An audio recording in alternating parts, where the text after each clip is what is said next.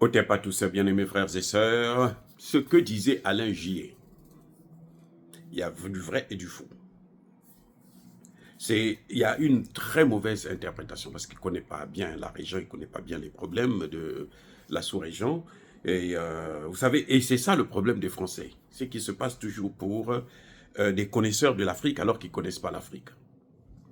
Monsieur Alain Juillet nous a dit que Laurent Désiré Kabila avait, en échange du pouvoir que Kagame lui a donné, il avait donné donc les matières premières de l'Est du Congo, démocratique bien sûr, du Kivu, à Paul Kagame. C'est faux. C'est faux. Je vais dire pourquoi. Lorsque il décide d'apporter le soutien à Kabila, il n'avait jamais dit à Kabila que tu vas nous donner l'Est là. Non.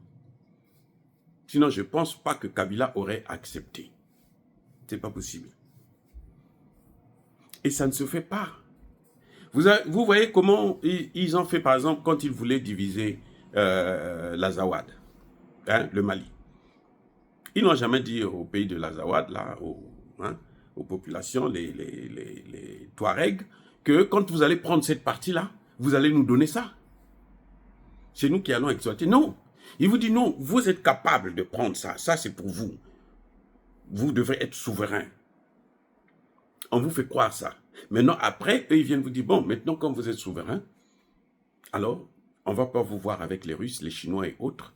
C'est nous qui allons exploiter vos matières premières. Parce que si vous ne voulez pas, ben, nous, on dit aux autres de venir vous faire encore la guerre, reprendre. Voilà comment ça se passe. On ne dit jamais à ces gens-là que, bon, on va te donner le pouvoir. C'est vrai que beaucoup aiment ça, non. Quand Tshisekedi venait là, on ne lui avait jamais dit ça. Si on lui avait dit ça, ça n'allait pas se passer comme ça s'est passé.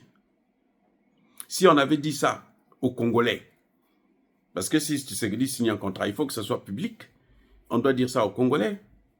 Les Congolais, qu'est-ce qu'ils devraient faire? Vous croyez que les Congolais allaient le soutenir? Ils allaient soutenir Mobutu. Donc ça, c'est des choses qu'on ne présente jamais, les amis. On ne dit jamais la vérité dans ce domaine. C'est après, on te dit, bon, maintenant que tu as le pouvoir, bon, nous, en échange de notre soutien, voici ce que nous voulons. Voilà le problème. Ils viennent, ils disent que non, bon, ils ne peuvent pas venir vous dire non, bon, écoute, ton pays, là, nous, on veut le couper en mini-morceaux. Non, non, non, non. C'est après qu'ils ont compris que Kagame, plutôt Kabila, a compris hein, qu'il y avait quelque chose qui n'allait pas. Mais c'était trop tard, parce qu'ils avaient déjà envahi, ils occupaient dans l'armée, au sein de l'armée congolaise, il y avait déjà beaucoup de Rwandais qui étaient là, et puis ils avaient fait rentrer déjà beaucoup de femmes rwandaises qui épousaient les chefs de colonels de Mobutu et autres, hein, les administrateurs, les directeurs et autres. Et puis bon, puisque là-bas, la femme, c'est un objet, un instrument de guerre. La femme rwandaise, c'est un instrument de guerre. On en voit dans les pays comme le Congo, Centrafrique et autres, juste pour aller vendre ce qu'elle a de féminin afin de mener la politique que Kagame veut. Pour apporter justement des informations à Kagame. Pour aider Kagame à asseoir une certaine suprématie. Vous voyez, c'est quand Joseph Kabila, qui est rwandais, parce qu'il n'est pas le fils de Laurent Désiré Kabila, c'est Joseph Kabila qui est rwandais, qui va maintenant venir signer des accords avec Paul Kagame. Et c'est lui qui va prendre le pays, qui va vendre le pays. Les 18 ans qu'il a fait là, c'était pour massacrer l'armée et l'administration congolaise. Il a passé 18 ans pour empoisonner carrément le pays.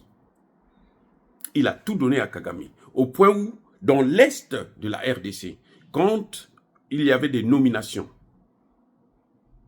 surtout militaires, il fallait avoir l'aval de Paul Kagame. Donc le Congo était co-géré en fait avec Paul Kagame. Voilà le vrai problème qu'il y a aujourd'hui entre Tshisekedi et Kagame. C'est que avec Kabila, c'était Kagame avait un droit de veto dans certains domaines, dans certaines fonctions, notamment militaires et économiques. Si Kagame dit que ça ne doit pas se faire, ben, Kabila ne le faisait pas. C'est d'ailleurs pour ça qu'ils ont gardé les relations. Maintenant, quand Tshisekedi arrive, Kagame veut continuer avec le même système, le même rythme. C'est pour ça que vous entendez dire que Tshisekedi avait des accords avec Paul Kagame. Non! Tshisekedi n'a aucun accord avec Paul Kagame. Tshisekedi vient, il prend le pouvoir. Quand il prend le pouvoir, il voit ce qui se passe, il dit ça doit s'arrêter. Et Kagame lui dit non, il faut que ça continue. Laisse là, c'est pour moi, c'est pas pour toi. Toi, occupe-toi de Kinshasa. Encore. Parce qu'à Kinshasa,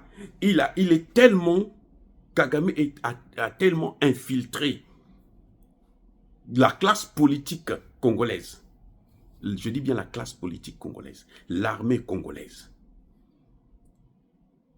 En utilisant, entre autres, les petites filles qui viennent du Rwanda, comprend, bon, Kagame fait en fait un proxénétisme diplomatique. Et il les infiltre. Voilà comment ça se passe. Donc, quand Tshisekedi arrive, la situation est difficile. Il a fallu du temps pour que Tshisekedi commence à former maintenant des nouveaux dirigeants, à faire quelques nominations. Et c'est ça qui l'aide un peu à faire ce qu'il est en train de faire aujourd'hui. Parce qu'il a des nouveaux cadres militaires, des nouveaux combattants, officiers et autres que lui-même il a formés. Ce sont ceux-là qui lui sont fidèles. Mais la plupart de ceux qui étaient avant là, jusqu'à Tiwewe. Donc, aujourd'hui, quand on amène un dossier à Tshisekedi, surtout concernant l'Est de la RDC, ce dossier-là, il y a de fortes chances qu'il contienne de mauvaises informations, de fausses informations. Et autour de Tshisekedi, il y a de ses conseillers qui sont là tout le temps pour contredire même ce qui vient du terrain, notamment de la part de Wazalendo, avant même que la situation ne dégénère. Les derniers changements que Tshisekedi a fait là, mais il s'est fait harakiri. Parce que, autour de lui, tout le monde ne voulait pas. Il a dit, bon, je suis obligé. Mais là, c'est pas fini. Parce qu'il y a encore des postes qui sont occupés. Vous savez pourquoi, par exemple, le Massissi Centre, aujourd'hui, c'est l'armée congolaise, demain, c'est les Rwandais, le lendemain, c'est l'armée congolaise, c'est parce que il y a des gens au sein de l'armée congolaise qui trahissent toujours. Jusqu'au moment où je vous parle. Heureusement qu'il y a maintenant de plus en plus des Congolais qui ont pris des responsabilités au sein de l'armée, et puis surtout, ah oui, les incorruptibles, les Wazalendo. C'est ça qui sauve le nouveau pouvoir. Massounzi, là, je pense qu'il doit beaucoup plus compter sur ces gens-là. Parce qu'au sein de l'armée, il y a encore des traîtres que Tshisekedi n'a pas encore, ne contrôle pas encore. Et chaque fois qu'il veut prendre des décisions dans ce domaine-là, il y a des gens depuis Kinshasa, à la présidence, qui le déconseillent vivement et fortement. Quand Tshisekedi organise un conseil militaire, il y a des gens là qui mettent Kagame informé pratiquement en temps réel. C'est ça la difficulté qu'il y a. Parce qu'il n'y a pas que les Rwandais qui sont au sein de cette armée, mais il y a aussi beaucoup, je dis bien, beaucoup de Congolais. Malheureusement, nos frères congolais, c'est très, très, très facile de les avoir. C'est-à-dire qu'ils coûtent moins cher. Il suffit de mettre de l'argent devant eux, allez, ça y est, ils s'en foutent. Ils s'affolent. Mettez l'argent devant eux, ils s'affolent. Voilà le talent d'Achille de ces gens-là. Et c'est ce qui fait que Tshisekedi arrive toujours, et plutôt Kagame, arrive toujours à résister. Sinon, depuis longtemps, en tout cas depuis longtemps, ce problème serait résolu, à l'Est.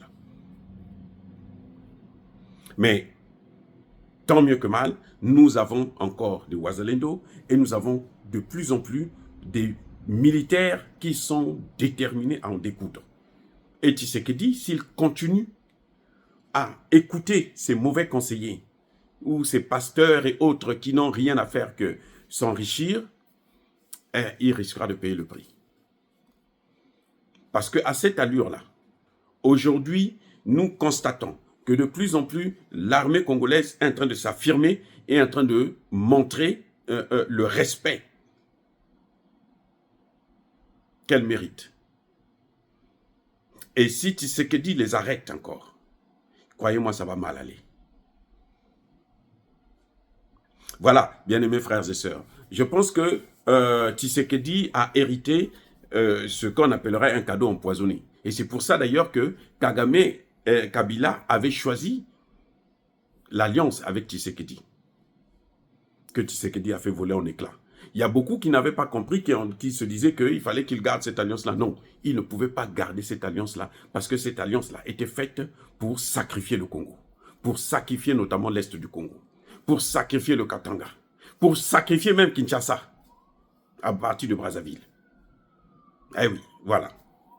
Donc, bien-aimés frères et sœurs, encore une fois de plus, soyez bénis, abondamment bénis par le Dieu des Kémites et par nos ancêtres angélisés, mais que tous ceux qui persécutent le continent africain, le pillent et le déstabilisent, qu'ils soient noirs, blancs, chinois, arabes, juifs, indiens ou qui qu'ils soient punis, maudits, foudroyés, neutralisés, écrasés, effacés par le Dieu des Kémites et par nos ancêtres angélisés. Vive l'Afrique éternelle, j'ai dit et j'assume.